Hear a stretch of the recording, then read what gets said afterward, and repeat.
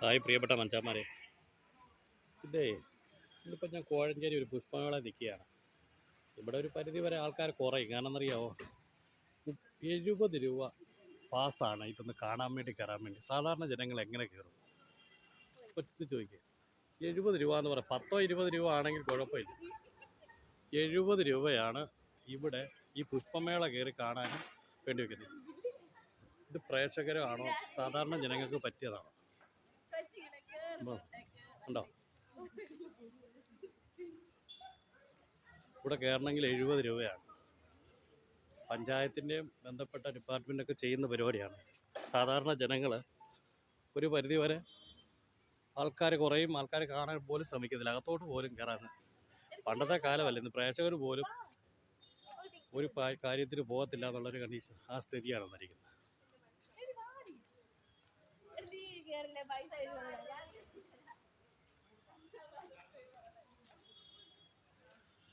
സ്പോൺസർഷിപ്പൊക്കെ ഉണ്ട്. മുത്തൂറ്റ് ഫിൻകോർപ്പിൻ്റെയാണ്.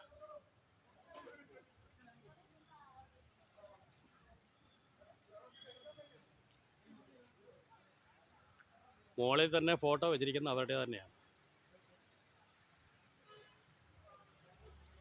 കോഴഞ്ചേരി അഗ്രികോർട്ട് സൊസൈറ്റി എന്നാണ് എഴുതിയേക്കുന്നത്.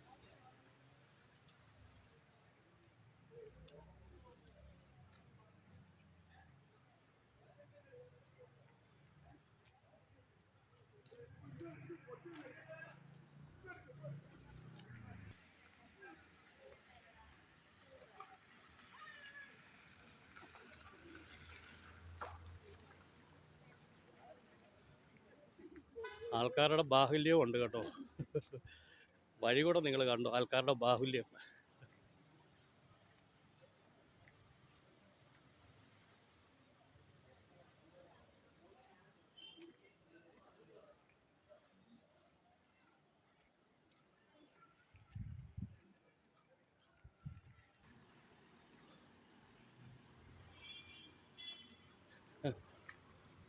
ചകല കൂടെ പൊക്കി വെച്ചോ, താന്നു പോയി.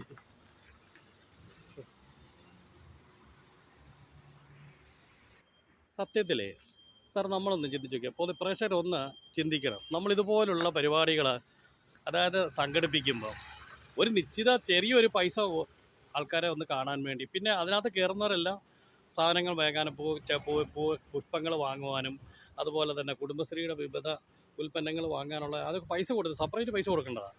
പക്ഷെ കയറുന്നതിന് പോലും 70 രൂപ എന്ന് പറഞ്ഞാൽ നമ്മുടെ നാട്ടിലെ വ്യവസ്ഥ ഏത് രീതിയിൽ പോകുന്നത്? കാരണം തോന്നിയ പോലെ നടക്കുന്നു എന്നുള്ളതല്ലേ. ചിന്തിച്ച് വയ്ക്കുക, ഇത് ജനങ്ങൾ എങ്ങനെ സഹകരിക്കും? അതാണ് ചോദിക്കാനുള്ളത്. Okay, thank you.